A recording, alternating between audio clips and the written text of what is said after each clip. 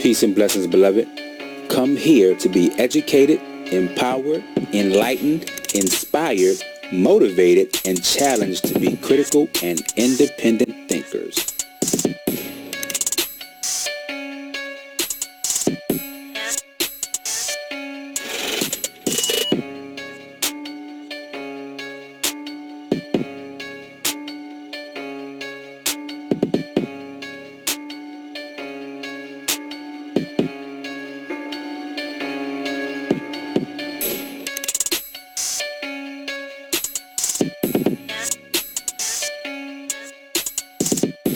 Let's get to it.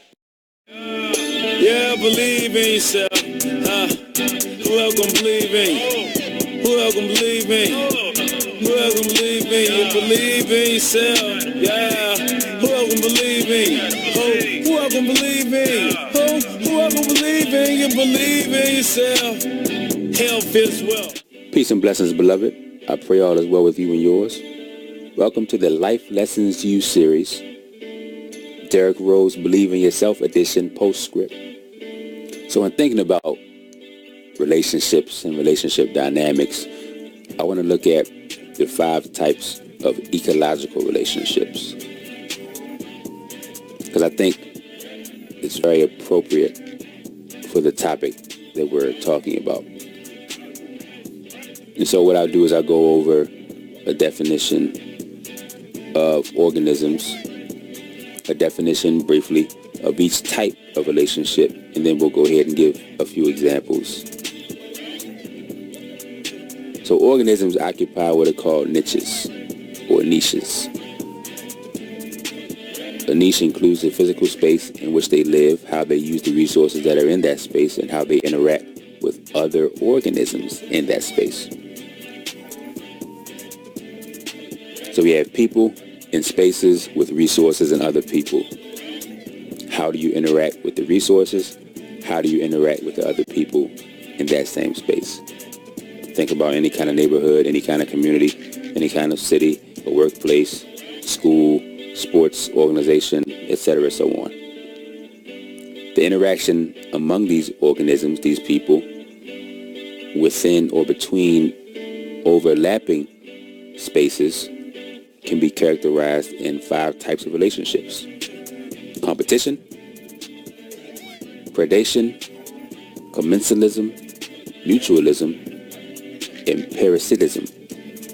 The last 3 subtypes are classically defined as relationships exhibiting symbiosis, but predation and competition can also be considered as forms of symbiosis. And symbiosis basically refers to a close relationship in which one or both organisms, or in this case, one or both people, obtains a benefit.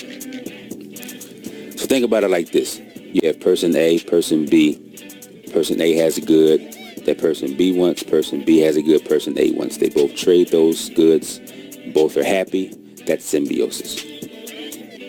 And so what's important to consider here is that you want to first of all watch who you allow into your niche or your physical space. You definitely want to put a value on your environment as much as you can control it. Of course, you can't control who's in your workplace unless you own the workplace. But if you work for an employer, you can't control who your coworkers are. In your neighborhood, you can't control who your neighbors are. But as far as your circle of friends and those who you keep close, you can definitely control that. And you should definitely be very vigilant in doing so. And then also pay attention to the nature of each relationship you have. Are people taking advantage of you?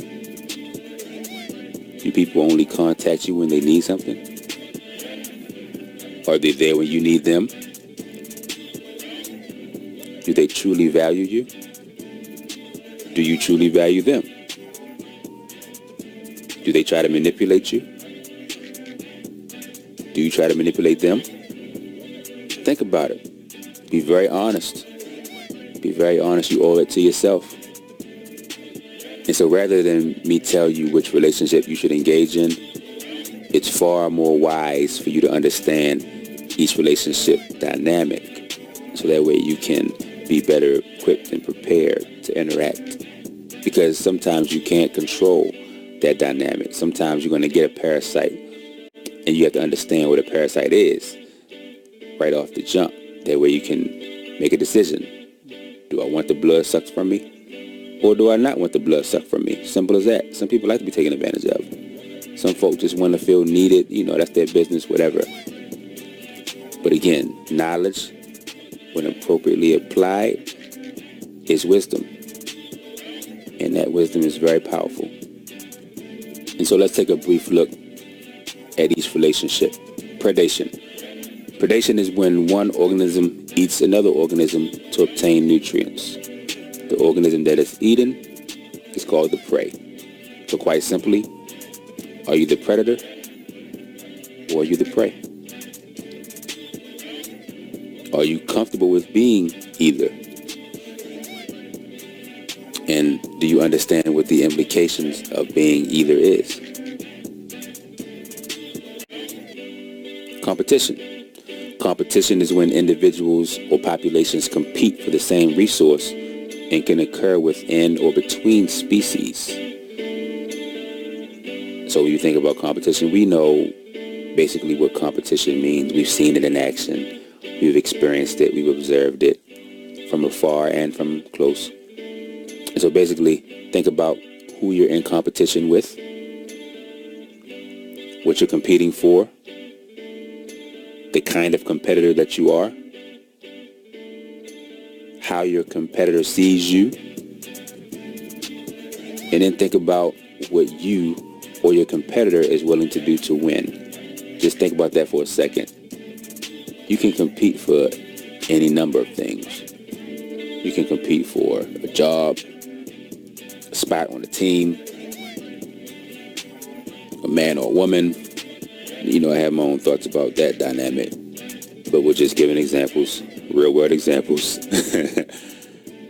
But you can compete for, again, a number of things. So when you think about things you've competed for in your life, how can you answer the questions I just gave? And then on the idea of competition, I want us to take a really, really hard, deep, contemplative look at the fact that we're often misled to believe that people are our competition when in fact we're really better off unified. So you think about individuals who grow up together in, let's say, an impoverished environment where resources are scarce, the essential resources are scarce, and through certain decisions that they make and sometimes decisions that their parents or caretakers have made, they're put at a disadvantage and they need to find a way to overcome that disadvantage. And so because you have scarce resources, and we're talking about economics a little bit here, because you have scarce resources, meaning not a lot of resources, but you have a lot of people in that cluster, in that area, then of course you have a fight for those scarce resources. And so when there's a fight for those resources, now that person that you grew up with, playing ball with, playing games on the street with, playing video games with, now that person becomes your competition because you see that resource and they see that resource, but it's only enough for one of you to have. And so now you become a competitor to this individual who you call a loved one, who you call a friend, who you call a brother, a sister. And so you see, that's how the dynamic of competition works negatively. Now, competition can be a great thing,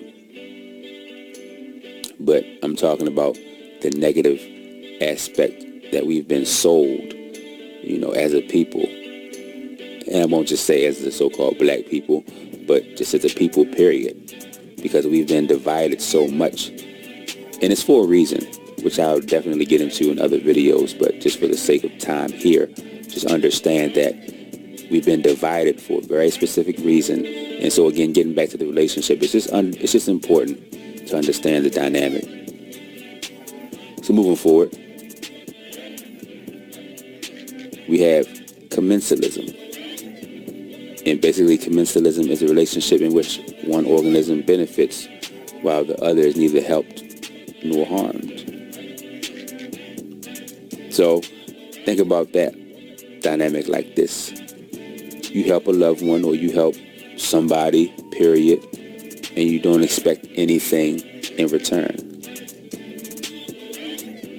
Now, you can call that charity, altruism, or just being a decent person, but that's an example of commensalism. Then moving on, parasitism. And that's a relationship in which one organism benefits and the other is harmed.